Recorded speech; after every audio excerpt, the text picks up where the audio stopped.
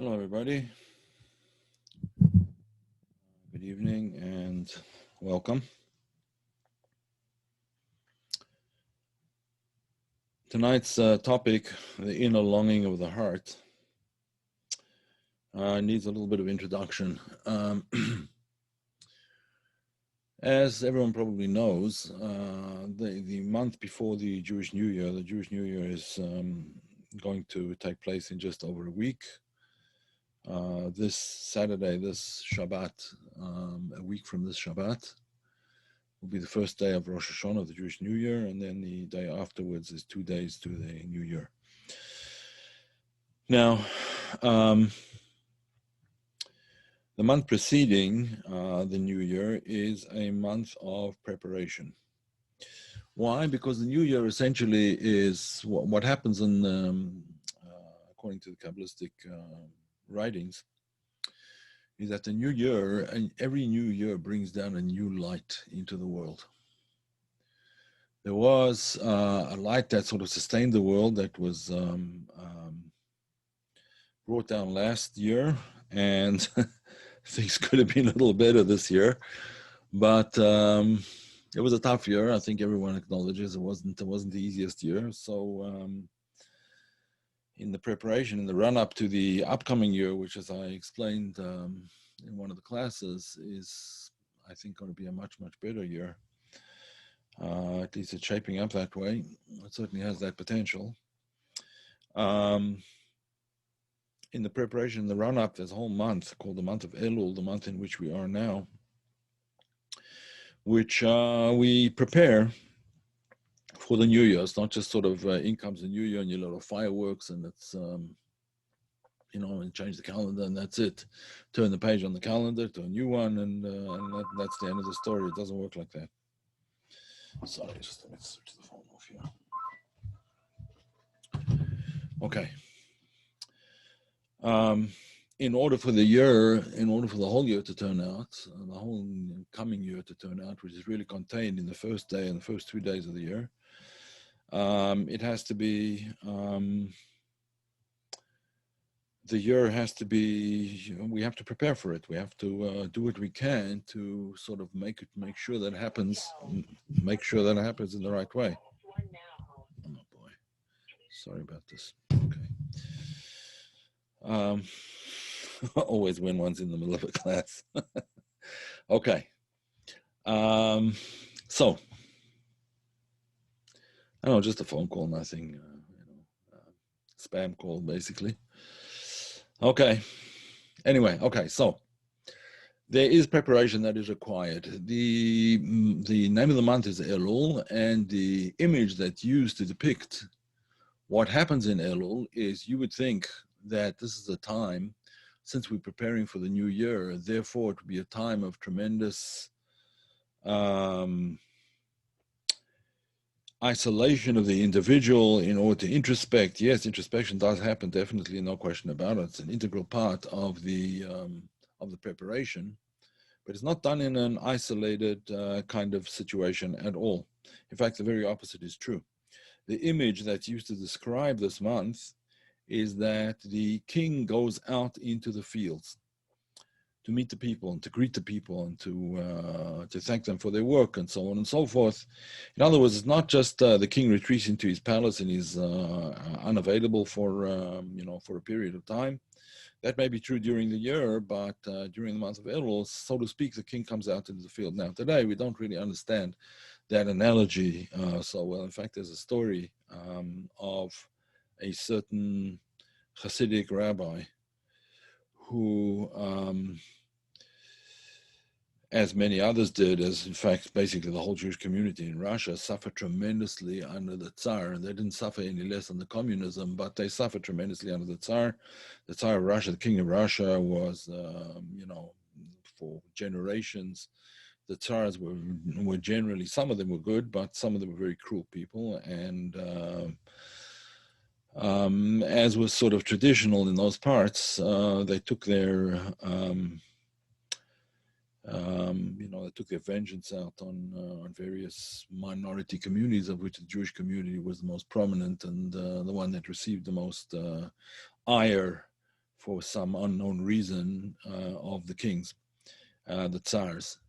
In any event, when I think it was the last tsar died before the Russian Revolution, or during the Russian Revolution, this particular Chassid became very crestfallen. He said, "Oh no." And they asked him, the Tsar wasn't exactly your friend and he didn't treat you very well. Of course, no one knew what communism was going to bring, but what was the oh no all about? Why were you so distraught and upset when the Tsar died? He wasn't exactly, he was an enemy of yours, not a friend. So you don't understand. How are the future generations going to understand what a king is all about? In other words, the king himself is not important. It's the analogy of the king that's important. It's what the king represents. It's what the king, if we take it to its logical conclusion, represents down on this earth the way things are up in the higher realms. In other words, the King of Kings, obviously, that's what we're talking about. And he said, we're not going to be able to understand that anymore. And in fact, that's true. We don't really understand a king. A king's not a prime minister or a president or a leading member of any political party, obviously. We don't really understand the analogy of a king very well, but a king basically had in his hands the life and death of any citizen that he pleased. Oh, no problem. Yeah. And so we don't really understand the analogy very well of the king coming out into the field as happens in this month. But we can sort of meditate on it a little bit and try to understand what this really means, like the glory of the king and the awe that people had for the king. I mean, the king was, again, he had in his hands the life and death of any citizen, and much more than that, he was, he was seen to be the epitome of all that's supposed to be, and it's not the way it was, but all that's supposed to be good and right and glorious and so on and so forth, and the pageantry and the glory and the honor that people paid and so on and so forth was like breathtaking, and we don't understand that anymore. So the analogy is a little bit sort of blunted for the majority of us, but in any event, that is the analogy. But what is, that's the analogy for what the month is all about. But there's another aspect of the month that is far more, shall we call it personal, far more relevant to what a person can do rather than what's sort of imposed on him from the outside. What I mean by that is that there's a certain psalm which we say during this month, Psalm 27, and many of all the verses in the psalm are tremendously uplifting. There's one particular verse that I want to talk about tonight, and that's basically the topic of this discussion, and that is the following verse. Let me just share the screen and I will show it to you. All right, here's the verse. So just ignore the commentaries underneath. They're not for us now. Just this is the verse that's important. It's from Psalms 27:8. Psalms 27:8. I didn't copy it in English here, and you'll soon understand why. Because the way we translate this psalm, there's many different ways to translate it. Now, the word that I want to focus on initially is this word over here, panai. Let me just translate it loosely for you, and you'll see that I'm going to translate it differently soon, and perhaps in a number of different ways. L'cha, this word itself is translated in a number of ways, but for you, let's just leave it at that now. We'll keep it simple. L'cha, for you, Amar libi, my heart says, Bakshu fanai, seek my countenance. And then it goes on to say, Et panecha Hashem avakesh, your countenance I will seek. So, For you, my heart says, seek my countenance. Now, this word, my countenance, that's the way it's usually explained. My countenance is whose countenance? My with a capital M. Seek my countenance. In other words, seek the countenance of God. Seek the presence of God. Seek the relationship, the closeness, the face-to-face encounter, conversation with God. That's the way it's usually explained. However, Rabbi Shneur Zalman Liadi, the author of the Tanya, the founder of the Hasidic movement called Chabad or Lubavitch, both of them, Chabad is the system, Lubavitch is just a town from where they came, from where it was became established essentially. So the founder of Chabad Lubavitch, Rabbi Shneur Zalman Liadi, the author of the Tanya, explains that the word panai could also be interpreted in a different way. Panai could mean the inner heart of a person, the inner dimensions of a person, the innermost qualities of the person himself. So then we would read the verses as follows. Lecha, on your behalf, Omar Libi, my soul, so my heart says, Bakshu Fanai, seek out my inner essence. In other words, my heart is telling me to seek out my inner essence. On your behalf, it's saying it because that's what God wants. Seek out my inner essence. So there's two apparently contradictory explanations. The first explanation, seek out my face, my countenance, my with a capital M. In other words, seek out God's countenance. And the other explanation, seek out your own inner depths, your own pnimiyut. The word pnimiyut means your own innermost being. So how do we reconcile these two commentaries, these two different, very different understandings of the word? Let's just see here. Let me find my. The chat seems to disappear for some reason. Okay, here we go. Here it is. Okay. In case of questions. All right.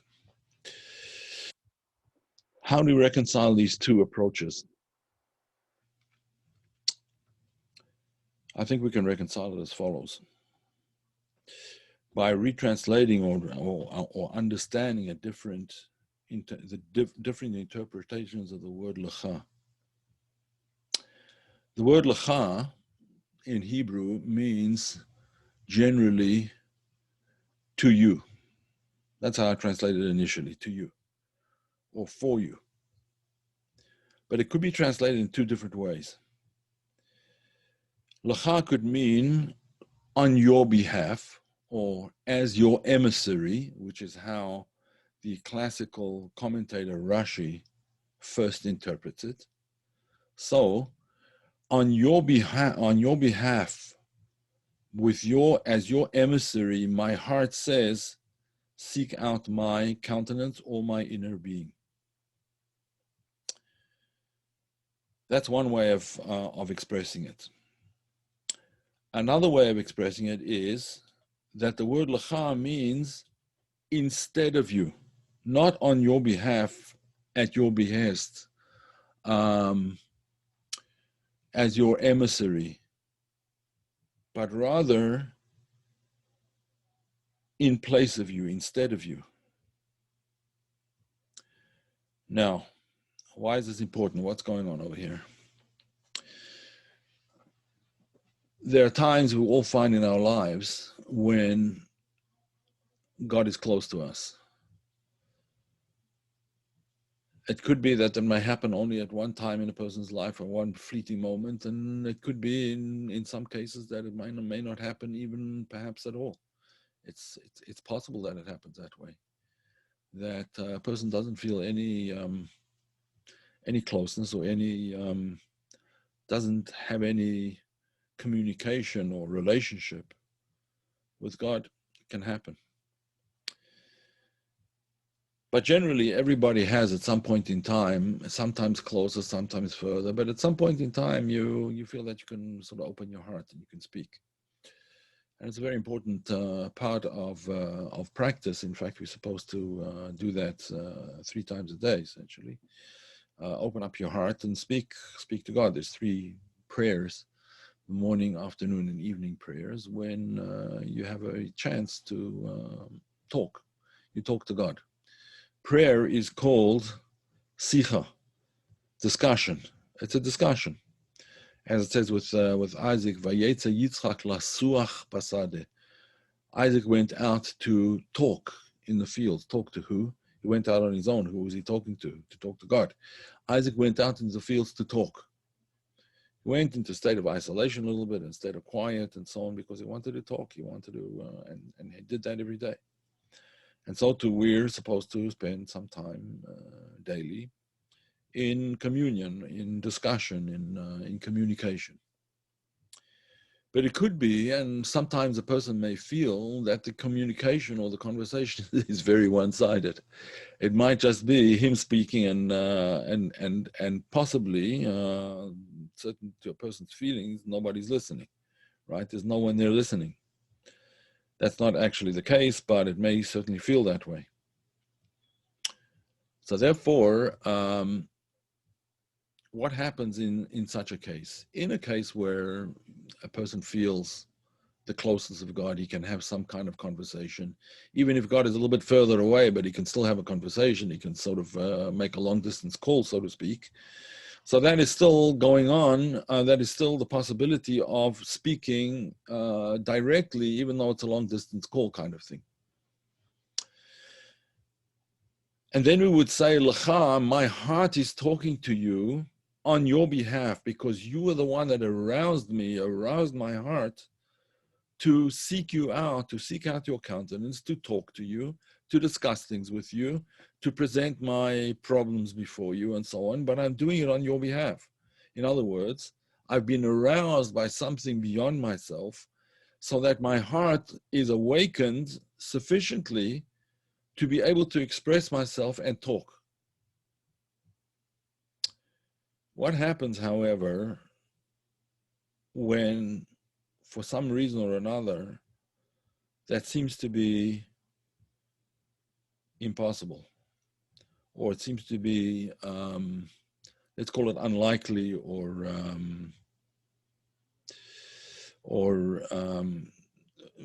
something that happens only very, very occasionally, that you have any kind of communication. But most of the time, you seem to be on your own. Y'all asked the question, is it okay to talk with God all the time? Yes, absolutely. Sometimes subliminally, yes. They were very great. They were perhaps the greatest of people who spoke constantly with God was King David. He was constantly in a conversation. In any event, what happens when one doesn't? You feel that there's no one listening, or you feel that there's no communication. You don't know who you're talking to. You don't, you never met the person on the other end of the line, so to speak. You never met the Almighty. You have no connection. What happens then? That is what I would suggest that the Alter Rebbe, the first Rebbe of Chabad, wanted to get across. When a person is in such a situation that he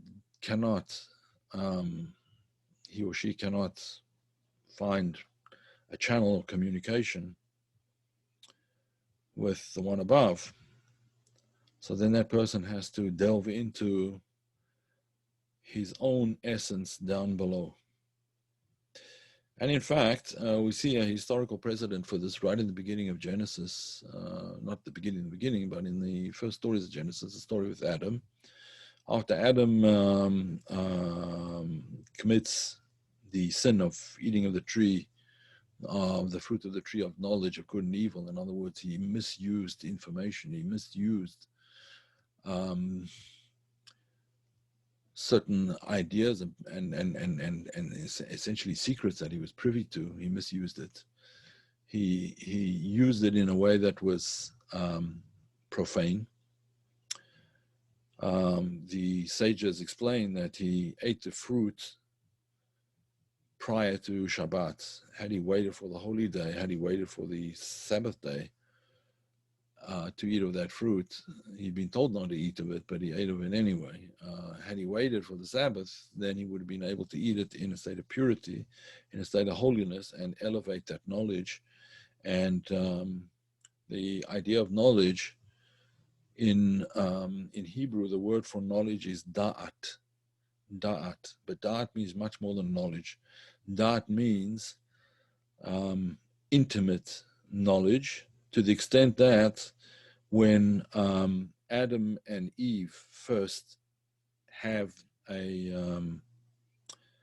sexual encounter, their first sexual encounter, first relationship, their first intimate relationship, that is called Ha'adam Yada Es Chava. He knew Eve. Adam knew Eve. Knew, we've translated literally, we knew in a sense of carnal knowledge.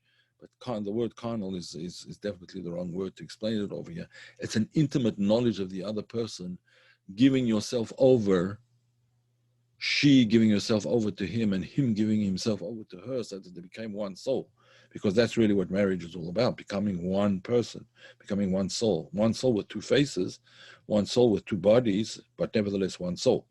It's two halves of a single soul. That's what a marriage really is supposed to be. And that's essentially the idea of marriage. We were initially part of one body. Adam and Eve were created together.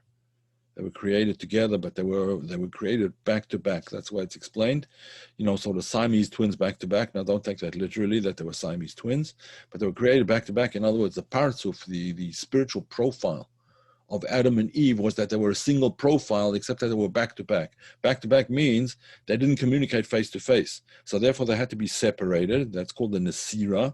The Nasira means the separation. The way it's described in the Torah, in the Bible, is that God took Adam's rib and fashioned Eve out of that rib. Now, the rib is not really the right word. It says the tzela. God took his tzela. His tzela means his side, right? His side. He took his side, the side of Adam, and that's how Eve was formed. In other words, Adam and Eve were originally one entity, except that they weren't communicating face to face. They weren't communicating in an intimate way. They were only biologically connected. They weren't spiritually connected. They weren't integrally connected. So therefore, the way to connect them, therefore, is to divide them and then bring them face to face. The exact same paradigm is true with us. Initially, we are chelek Elokam Imal. The soul is part of God above. But probably due to our own actions, due to foolish behavior and foolish thoughts and misunderstandings and so on and so forth, we become separated. And we're sort of back to back. That's why it says, seek my countenance, seek my face. We have to turn around face to face again. And just by the way, when was the time of this, that Adam and Eve were separate, created and separated? That was the day of Rosh Hashanah, the day of the Jewish New Year. And that's why that time is called the time of Nasira. It's the time of separation in order to turn around face to face. So the preparation in the month of Elul for this turning around face to face is you have to seek out God's countenance. But what if you can't seek out God's countenance? What if you have no idea what to do, if you have no communication, and it's difficult for you to seek out Panai, when we mean Panai as God's countenance? What happens when that's impossible? Says the Alter Rebbe, says the author of the Tanya, so seek out your own inner self. Seek out your own inner self. Find out who you are. As God said to Adam after the sin, Ayeka, where are you? Now, the where are you was not just a question as to, well, now you have to, now you have to see what's going to happen next. Where are you? You're now in the Garden of Eden. I'm just about to throw you out of there. I'm just about to chase you out. That is not that is not that did happen, but that's not the understanding that it wants us to have, that the Torah wants us to have. The understanding is that when God says to him, "Where are you?" he means, Adam, introspect, see where you are, who you're all about, what are you all about? What's driving you? What is it that you're seeking? What is it that you want? Understand your own soul. Let me just answer a question over here. The word essence is often used describing the state of the meaning of the Hebrew word for essence. How should we understand the scripture of Hashem's essence? Kabbalistically, is countenance essence. I think you could call countenance essence in this context. Yes, I think you could say that. It's a complicated idea that is usually used in terms of essence. Essence is always distinguished from the light of the essence and the essence. The light of the essence is called the Or Ein Sof, and the essence is called Etzem or Ein Sof, but not Or Ein Sof. And that's the distinction that's usually made when the word essence is used, but it's kind of used a little bit loosely and without. Sometimes it's used too loosely so that it doesn't have a firm context and understanding. But anyway, let's just assume that it is seeking out the essence is seeking out the essence of God is seeking out that which is beyond, essentially beyond creation. Because creation is not from the essence. The creation is only from the name Elokim, not from the name Havaya, not from the essential name of God. In other words, not from his essence. It's only from what is called his speech. And God said, there shall be, and there was, and so on and so forth. Essence, no. Essence not like aura, no. I wouldn't say that, no. Okay, so to get back to what we were saying, let's now look at these two ways of looking at things and try and reconcile them. The first way of looking at things is to say that my heart says on your behalf, my heart says, seek out my, capital M, countenance, seek out the divine countenance, seek out God.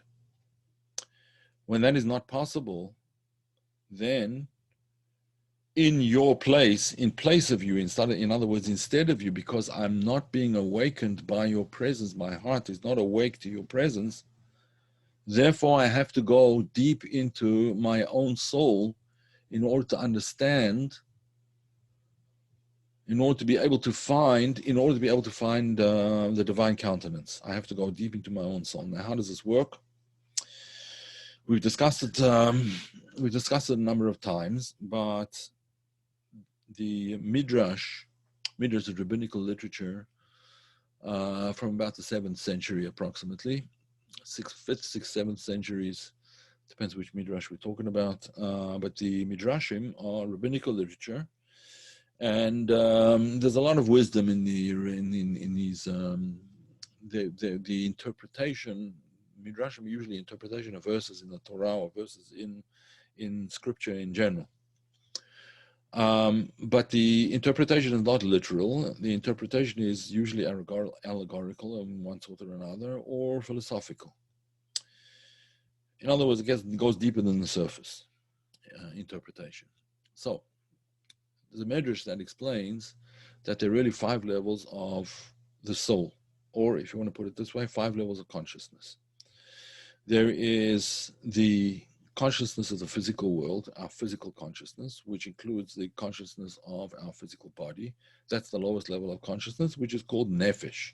The next level of consciousness is called ruach, which is emotional consciousness.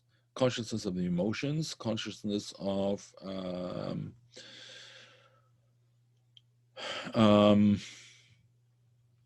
emotional reactions and emotional actions. In other words, basically all facets and phases of emotion are the realm of the next level of soul or the next level of consciousness, which is called ruach. Then there's the intellectual consciousness, the consciousness of intellect, of conceptual consciousness. It's the consciousness of ideas. the consciousness of information, the consciousness of mind, we could put it that way.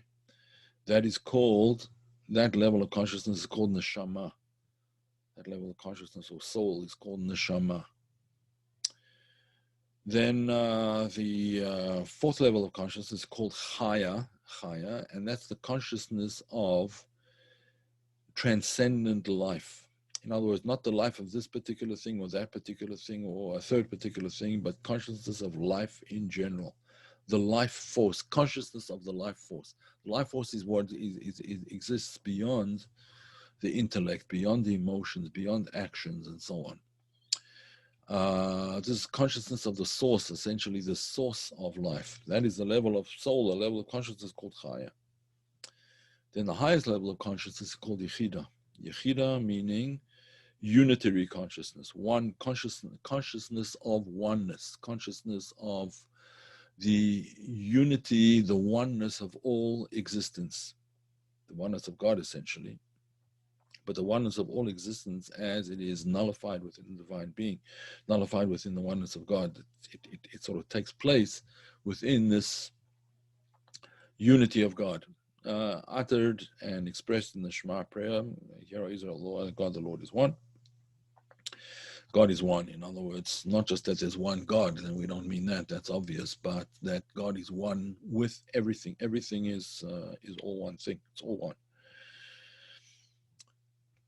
And so that level of Yechida is described in Kabbalah as Nitzot Boreh, a spark of the Creator, Melubash Benitzot Nivra, clothed within a spark of the created.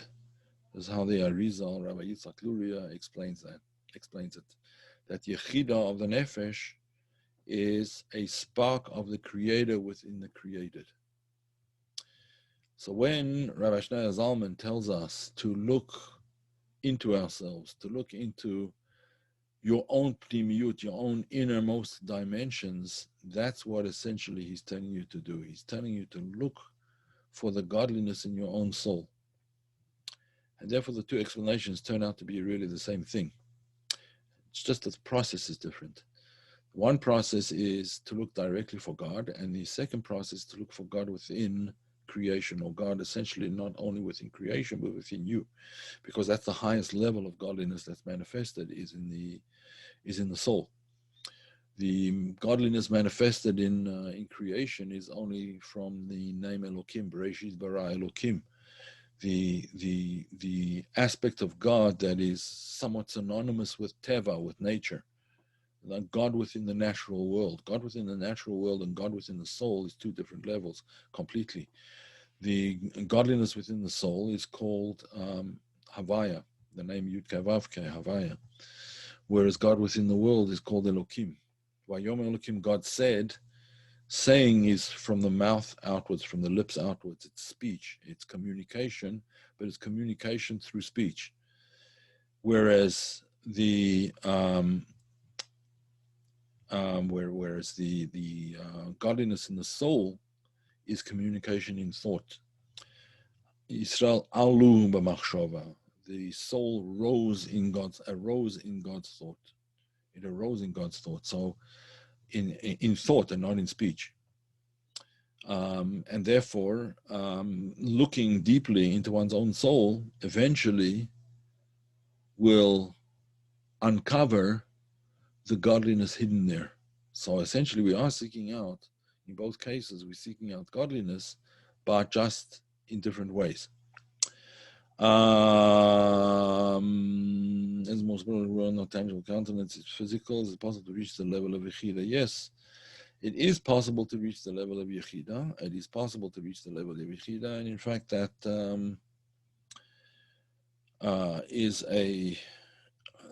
should be essentially the ultimate goal of all our endeavors, is to reach the level of Yechida. Does it happen? Are there people that actually reach the level of Yechida? There are. Is it everybody? Probably not. There's good news and bad news. Good news is that it's possible. Bad news is it's not super likely, let's put it that way. It's not as unlikely as winning the lottery, probably, but it's something that one has to strive towards tremendously, and one is not always guaranteed success. It's a long journey. But the Kabbalists also explain that there are these 5 levels of consciousness. The 5 levels of consciousness correspond generally to the 5 worlds. The lowest level of consciousness, physical consciousness, nefesh, to the world of Asiya. Ruach, to the world of Yetzirah. Neshama, to the world of Bria. Chai, to the world of Atzilut. And Yechida, to the world of Adam Kadmon, or aspects of Adam Kadmon. However, the Kabbalists also explain that in each world, in each of those worlds, even in the lowest world, even the world of Asiya, the lowest of the 5 worlds, itself has 5 levels of nefesh, 5 levels of consciousness. There's a yechida of Asiya as well. And therefore, it's not unlikely that one can come into contact with, how do you know that you're in contact with yechida? It's when you kind of lose yourself. You sort of lose yourself in the, whether it's in prayer, or you lose yourself in meditation, or you lose yourself in, you're studying something and you're trying to absorb it in your mind, or you're thinking about it, you're meditating on it, and so on and so forth, and you lose your sense of self for a while. Now, there are many stories actually of Hasidic rabbis, but and of course Kabbalists, but even ordinary people are kind of getting lost in that level of meditation, such that a lot of time passes and they don't realize it. But you can feel it every now and then. It happens when a person is really concentrating and really involved in something divine, in some divine pursuit, and you don't notice the passage of time. You lose your sense of self. Then when you come back, you realize that it's some time has passed. You weren't in the world of time for a certain amount of time. It's scary to reach that level. Nah, it's not so scary. During the Elul service of Yom Kippur, it could be, yeah, that could certainly be a time. Ne'ilah, the Elisheva is asking during the Ne'ilah service. Ne'ilah service is the last. There are 5 prayers on Yom Kippur. The day of Yom Kippur is the holiest day of the year in the Jewish calendar. That's the day when the Day of Atonement, Yom Kippur. It's a day when we fast the whole day, 24-hour, 26-hour actually fast. And the final prayer of the 5 prayers is called Ne'ilah. Ne'ilah means the locking of the gates. Now, the way people understand it, sometimes misunderstand it, I think, is that the gates are being locked and you have to try and get in before it's locked. And the truth is that the meaning is the opposite. The gates are locked with you inside, so that you can't get out, hopefully. Unfortunately, we find a way out somehow or another usually, but the concept in the Ne'ilah is that you're being locked in, not locked out. The word Ne'ilah means to lock, right? To lock a door, lin olat adelet, to lock the door. But the gates are locked with you inside. Inside in the sense that in the place where you should be. Okay, so therefore, it turns out that these 2 Pirushim, these 2 commentaries are actually complementary. They're complementary. They don't contradict each other. They complement each other, depending on one's circumstances. If the circumstances are that you're experiencing, or you're naturally in a state of closeness, then you seek out the divine countenance in the divine countenance, in the divine encounter. But if you're not, you don't feel that, and you're not aware of that, then you seek out the divine countenance within yourself. In other words, you seek out the depth, at the very depth of the soul is that spark of divinity. And when one is in contact with that, then you've contacted, so to speak, the countenance of the divine. And that, for example, happened at the time that the Torah was given to the Jewish people. So it says, Panim el panim diber Hashem imachem. Face to face, God spoke to you, to everybody, to the whole people. Not only the sages, not only Moshe, Moses, and Aaron, and the 70 sages of the Sanhedrin, but he spoke to the entire people, men, women, and children, even children. God appeared to everybody. Everybody had that communication at that time. Panim and panim diber Hashem imachem. He spoke to you personally, one-on-one, so to speak. Panim el panim, face to face. And therefore, we have somewhat of an inkling of what that is, because our souls all experienced it at one time or another, and we have to kind of reconstruct that. And that reconstruction is what we try and do during this month, in order for it to manifest itself during the high holy days, in other words, Rosh Hashanah, the New Year, or on Yom Kippur, the Day of Atonement. And the expression of that oneness comes out during the festival of Sukkot. Sukkot is the Festival of Tabernacles, it's called, usually in the translation, and it's a time of tremendous joy. It's the expression of the joy of life, the joy of closeness, the joy of making the right choices and going in the right direction.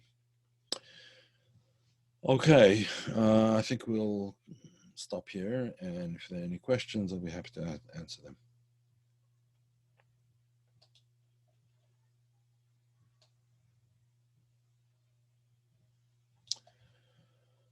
No questions?